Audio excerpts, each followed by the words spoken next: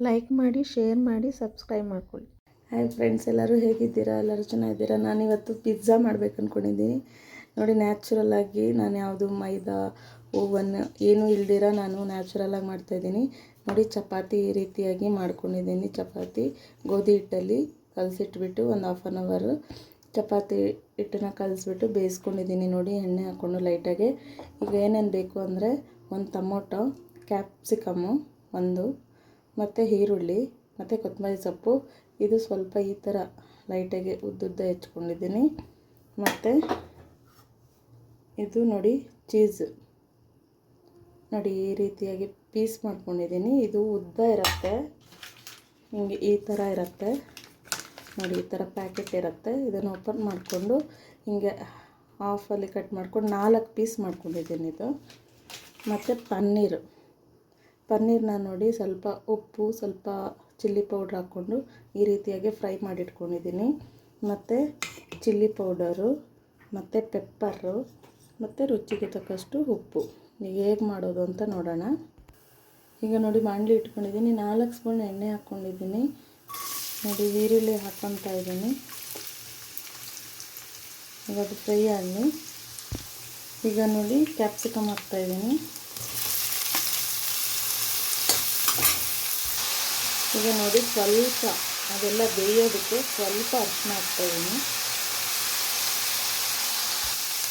ಈಗ ಟೊಮೊಟೊ ಹಾಕ್ಕೊಳ್ಳೋಣ. ಈಗ ಅದನ್ನು ಫ್ರೈ ಆಗಲಿ ನೀಟಾಗಿ. ನೋಡಿ, ಒಂದು ಹಾಫ್ ಸ್ಪೂನು ಚಿಲ್ಲಿ ಪೌಡರು, ಸ್ವಲ್ಪ ಟೇಸ್ಟಿಗೆ ಒಂದು ಚಿಟಿಕೆಯಷ್ಟು ಪೆಪ್ಪರ್ ಪೌಡರು ಫ್ರೈ ಮಾಡ್ಕೊಳ್ಳೋಣ. ರುಚಿಗೆ ತಕ್ಕಷ್ಟು ಉಪ್ಪು. ನೋಡಿ, ಇದಾಗಿದೆ. ಈಗ ಕೊತ್ತಂಬರಿ ಸೊಪ್ಪು ಹಾಕೋಣ.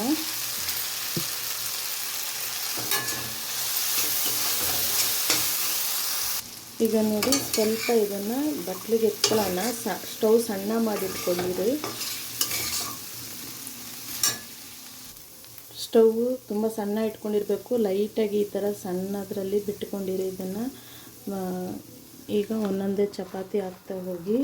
ಚಪಾತಿ ಹಾಕ್ಕೊಂಡು ಹೀಗೆ ಪನ್ನೀರನ್ನ ಅಲ್ಲೊಂದು ಇಲ್ಲೊಂದು ಇಟ್ಕೊಳ್ಳಿ.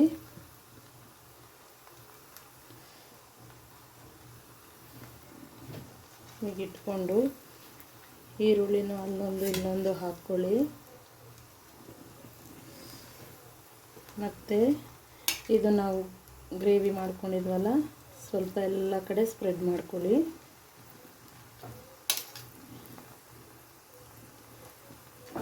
ಫುಲ್ಲು ಸ್ಟವ್ ಸಣ್ಣ ಇರಬೇಕು.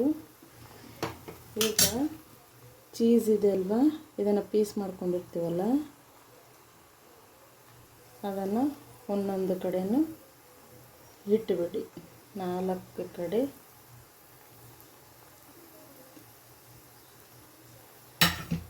ಅದು ಒಂದರ ಮೇಲೆ ಒಂದು ಹಾಕ್ಕೊಂಡ್ರೆ ಅಂಟ್ಕೊಂಡಿರುತ್ತೆ. ನೋಡಿ ಹೀಗೆ. ಈಗ ಮತ್ತೆ ಇನ್ನೊಂದು ಚಪಾತಿ ಅದರ ಮೇಲೆ ಹಾಕಿ ಎಲ್ಲವನ್ನು ಹಾಗೆ ಸೆಟ್ ಮಾಡ್ಕೊಳ್ಳಿ. ನೋಡಿ, 5 ಚಪಾತಿ ಇದೆ. ನಾನು 5 ಚಪಾತಿನೂ ಹಿಂಗೆ ಹಾಕ್ಕೊಂಡಿದ್ದೀನಿ. ಸೈಡಲ್ಲಿ ಸ್ವಲ್ಪ ಸಣ್ಣ ಮಾಡಿ ಇಡಬೇಕು. ಇದನ್ನು ಸ್ವಲ್ಪ ಅದು ಕೆಳಗಡೆ ಸೀದೆ ಇರೋ ಥರ ಸ್ವಲ್ಪ ಬೆಣ್ಣೆನ ಸೆಟ್ ಮಾಡಿಕೊಂಡು ಹಾಕ್ಕೊಳ್ಳಿ. ಈಗ ಸಣ್ಣ ಮಾಡಿ ಇದನ್ನು ಪ್ಲೇಟ್ನ ಮುಚ್ಚಿಡಿ. ಸ್ವಲ್ಪ ಒಂದು 5 ಮಿನಿಟ್ಸ್ ಹಾಗೆ ಸ್ಲಿಮ್ಮಲ್ಲೇ ಇರಲಿ, ಇದು ಕುಕ್ ಆಗಲಿ ಸ್ವಲ್ಪ. ಈಗ ರೆಡಿಯಾಗಿದೆ. ಪ್ಲೇಟಿಗೆ ಹಾಕ್ಕೊಳ್ಳೋಣ. ಇದು ಸ್ಟವ್ ಆಫ್ ಮಾಡೋಣ. ಹಾಕ್ಕೊಂಡು ಕಟ್ ಮಾಡೋಣ. ನೋಡಿ, ಈಗ ರೆಡಿ ಆಯಿತು. ನೀವು ಪ್ಲೇಟಿಗೆ ಹಾಕ್ಕೊಳ್ಬೇಕಾದ್ರೆ ಹುಷಾರಾಗಿ ಹಾಕ್ಕೊಳ್ಳಿ. ಆವಾಗ ನೀಟಾಗಿ ಹಿಂಗೆ ಕಟ್ ಮಾಡ್ಕೊಳ್ಳಿ. ನೀವು ಯಾವ ಶೇಪ್ ಬೇಕೋ ಆ ಥರ ಕಟ್ ಮಾಡಿಕೊಂಡು ಸರ್ವ್ ಮಾಡ್ಕೊಳ್ಳಿ. ಟೇಸ್ಟ್ ಅಂತೂ ಸೂಪರಾಗಿರುತ್ತೆ. ನ್ಯಾಚುರಲ್ಲಾಗಿ ಮನೆಯಲ್ಲೇ ಮಾಡೋದು, ಯಾವುದೂ ಓವನ್ ಬೇಡ, ಏನೂ ಬೇಕಾಗಿಲ್ಲ. ಮಕ್ಕಳು ಖುಷಿ ಪಡ್ತಾರೆ. ಮಾಡಿಕೊಡಿ. ಹೇಗಿದೆ ಅಂತ ಹೇಳಿ ಕಮೆಂಟ್ ಮಾಡಿ.